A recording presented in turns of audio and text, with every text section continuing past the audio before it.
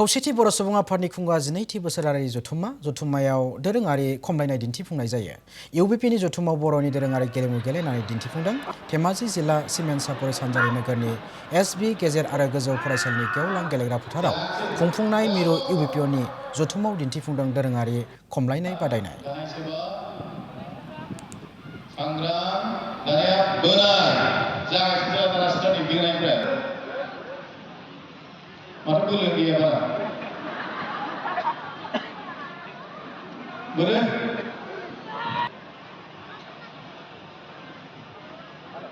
जोबोद गाहाम खोथा जोङो सिमेन्ट सापरिनि इउबिपिनो दिनै गा12थि बे जथुम्मायावहाय जोङो फैदों।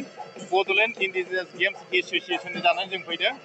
ओमफ्राय बेवहाय जोङो मा खालामदों, बड'लेण्ड इन्डिजिनियास गेम्स एस'सिएशना बर'फोरनि जायखौ गोमालांनो हमनाय गोजाम गेलेनायफोर गोदो गोदायनिफ्राय गेलेनाय बेफोरखौ जों मारै प्रिजार्भ खालामनो हायो, बोरै प्रटेक्ट खालामनो हायो, बेनि थाखाय खामानि मावबोनाया जों दिनै 2007आव दाजानानै दिनैसिम जों खामानि मावगासिनो दङ। बेखौ फेहेरनाय, माखौबा प्रम'सन खालामनाय, जेबो खमलायनाया मोनसे गोजौ थाखोआव थांबाय। दा थिग बेबायदिनो जोङो दिनैहाय खमलायनायखौ बेहाय डेमनस्ट्रेसन खालामफैदों। दा खमलायनाया ओरैबायदि जाहैबाय, बेयो खमलायनाय फेडारेसन अफ इन्डिया जोंहा बेबायदिबो दंसै, बेयो गोजौ थाखोआव थांनायखाय। बिनि अनगायै जोङो माखासे गेलेनायफोर जों गासै 55टा 55टा जोङो गोदोनि गोजाम गेलेनायखौ गोजा बुरखांनो हाबाय। जों रुल बानायजोब्बाय। गोदो जों गेलेनाय रुल गैयामोन आरोखि, ओरैनो लामसाम गेलेयोमोन, जानला मोनला गेलेयोमोन। दा बेखौ जोङो रुलनि सिङाव गेलेनाय जाबाय।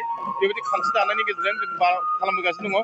आरो जों बोसोरफ्रोमबो बिगाया बिटिसि एरियायावहाय बोसोरफ्रोमबो जोङो बड'लेण्ड इन्डिजिनियास गेम्स फेस्टिभेल जों खुंनाय जायो।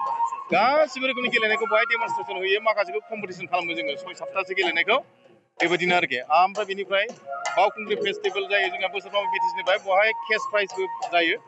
ओमफ्राय बेवहाय सार्टिफिकेटबो जों होनाय जायो गासै जिल्लानिफ्राय।